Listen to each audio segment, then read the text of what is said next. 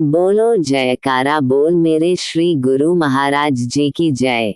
26 सितंबर 2025 परमहंस अद्वैत मत श्री श्री 108 श्री स्वामी स्वरूप आनंद जी महाराज। सौजन्य लेखक तथा प्रकाशक Shri Paramhans Advait Mat publication society Shri Anandpur. Compiled by स्कडेवान। आज का पाठ आगे पेज 219 से 222 तक। श्री परमहंस अद्वैत मत के महान केंद्र श्री आनंदपुर की स्थापना सन 1933 में आपने शरणागतों के आग्रह पर श्री आनंदपुर में पुनः कृपा की और श्री दर्शन के लिए संगतों को आने की आज्ञा प्रदान की। श्री दर्शन के लिए यहाँ संगतें आने लगीं। केवल श्री गुरुदेव महाराज जी के लिए एक पत्थरों का कमरा बनवाया गया था, शेष सब झोपड़ियां थीं। उस समय कृषि विभाग के कृषि मंत्री श्री बापूराव पुवार भी श्री दर्शन के लिए आए। उसने श्री चरणों में विनय की कि महाराज, इस भूमि को तो सरकार भी उपजाऊ बनाने के लिए असमर्थ है तथा अन्य कई लोग भूमि खरीदकर असफल हो इसे छोड़कर चले गए हैं, आप इसे कैसे आबाद करेंगे? बंजर भूमि तथा घना वन है। श्री वचन हुए, यहाँ पर धाक के स्थान पर अमराइयाँ झूमेंगी। चारों ओर उद्यान ही उद्यान होंगे। चिकित्सालय, भव्य भवन, पाठशाला तथा पक्की सड़कों का निर्माण होगा। यहाँ एक महान सरोवर होगा जिसके जल को लोग शीशियों में भरकर ले जाएंगे। यह एक तीर्थधाम बनेगा। यहाँ और बहुत कुछ होगा। ये वचन सुनकर वह कृषि मंत्री नतमस्तक हो गया। उसने मन ही मन सोचा कि संतों की लीला न्यारी है। उनके रहस्यों को बुद्धि द्वारा जानना कठिन है। श्री सद्गुरुदेव महाराज जी श्री तीसरी पातशाही जी ने कालांतर में इन श्री वचनों को साकार रूप दिया और वर्तमान समय तक युग पुरुष महान विभूतियां उन श्री वचनों को साकार रूप दे रही हैं। आपने श्री आनंदपुर में कुछ समय तक गुरुमुख शरणागतों को श्री दर्शन से कृतार्थ किया। श्री आनंदपुर निवासी सेवकों को परिश्रम करके इसे आबाद करने की आज्ञा प्रदान कर स्वयं सत्संग उपदेश के लिए प्रस्थान किया। श्री आनंदपुर का संपूर्ण हाल श्री आनंदपुर सत्संग आश्रम के प्रकरण में दिया गया है। आप एक वर्ष में कितने ही स्थानों को कृतार्थ करते, इसका वर्णन नहीं किया जा सकता। कई बार आप मौजवश 2-4 मास एक स्थान पर ठहर जाते और कई बार 4 मास में संपूर्ण पंजाब, सीमा प्रांत तथा उत्तर प्रदेश जहां पर इस संप्रदाय के आश्रम स्थापित थे को कृतार्थ कर देते। इन सब का मुख्य केंद्र चकौड़ी संत आश्रम ही था, जहां पर सब स्थानों का परिभ्रमण करा जाते थे। एक बार आप इस चकौड़ी आश्रम की हवेली, जो सत्संग के कमरे के आगे बनी हुई थी, वहां पर टहल रहे थे। महात्मा रोशनानंद जी व कुछ अन्य महात्माजन भी आपके साथ थे। आप सत्संग उपदेश द्वारा ये समझाने की कृपा फरमा रहे थे कि भक्ति मार्ग में मनुष्य किस प्रकार शीघ्र उन्नति कर सकता है।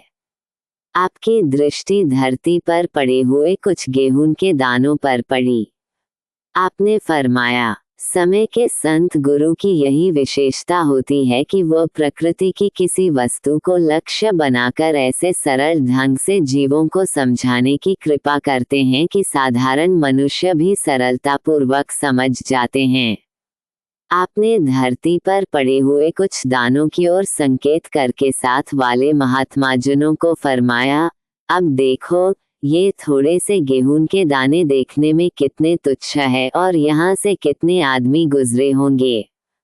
उनकी दृष्टि भी इन गेहूं के दानों पर पड़ी होगी, परंतु इनको तुच्छ जानकर किसी ने इनकी ओर ध्यान ही नहीं दिया। यदि मनुष्य इन दानों को समेटकर उठा ले और ले जाकर लंगर के लिए रखे तथा इन्हें गेहूं में मिला दे तो उस मनुष्य की भक्ति की उन्नति होगी और वह यथार्थ में हीरा बन जाएगा। इसी प्रकार गुरुमुख जन जितनी श्री दरबार के लिए अधिक हित चिंता खैरख्वाही करेंगे, उतनी जल्दी ही भक्ति पथ में उन्नति करेंगे। श्री दरबार में प्रत्येक गुरुमुख सेवक हृदय से इसे अपना घर समझे। जैसे अपने घर को या अपनी वस्तुओं को सदा संभाल कर रखा जाता है, उसी प्रकार श्री दरबार की प्रत्येक वस्तु को अपना घर समझकर उसकी संभाल करे। इसमें तनिक भी उपेक्षा नहीं करनी चाहिए। यदि एक बार गफलत की तो मन इसे बार बार धोखा देकर अवनति की ओर ले जाएगा।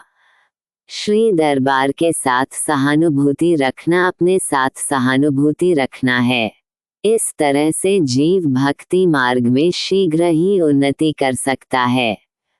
सद्गुरु के वचन तथा सद्गुरु के उपदेश ही गुरुमुख की अपनी पूंजी हैं। यही उपदेश ही समय समय पर जीव को गिरावट की ओर जाने से बचाते हैं। समयानुसार यह सत्संग उपदेश उसे चेतन करते रहते हैं। महात्मा रोशनानंद जी श्री वचनानुसार उन गेहूं के दानों को इकट्ठा कर लंगर में दे आए और श्री गुरुदेव महाराज जी के गुणानुवाद गाने लगे। कितनी सहानुभूति है संत सत्पुरुषों को जीव के साथ। समय समय पर जीव को सावधान करते रहना, उनके अवगुणों को न निहारते हुए सदा अपनी कृपा वृष्टि करना तथा काल माया के चक्र से बचाने के लिए सदैव सदुपदेशों द्वारा मार्ग दर्शाना, यह उनका कर्तव्य होता है। फिर हम अधम जीवों के लिए कितने कितने कष्ट सहन कर सन्मार्ग पर लगाते हैं। निरंतर सर्दी, गर्मी, वर्षा इत्यादि सब कुछ सहन करके वे सर्वदा परमार्थ पथ पर निरत रहते हैं। उन्हें अपने शारीरिक कष्टों की तनिक भी परवाह नहीं होती। उनके एक एक वचन में कितना रहस्य छिपा हुआ होता है। वे दिन रात आठोयाम वचनामृत की वृष्टि करते ही रहते हैं ताकि जीव जो जन्म जन्मांतरों से काल माया के चक्र में आया हुआ है, वह इन बंधनों से मुक्त हो जाए और अपने वास्तविक लक्ष्य को प्राप्त कर आनंद तथा शांति प्राप्त करे। यही समयानुसार संत महापुरुषों के अवतरण का मुख्य उद्देश्य होता है, परंतु वे नर लीला में हमें साधारण प्रतीत होते हैं। अगले पाठ में श्री परमहंस अद्वैत मत के महान केंद्र श्री आनंदपुर की स्थापना, पेज 222 से आगे। श्री सद्गुरुदेव श्री दूसरी पातशाही जी। बोलो जयकारा बोल मेरे श्री गुरु महाराज जी की जय।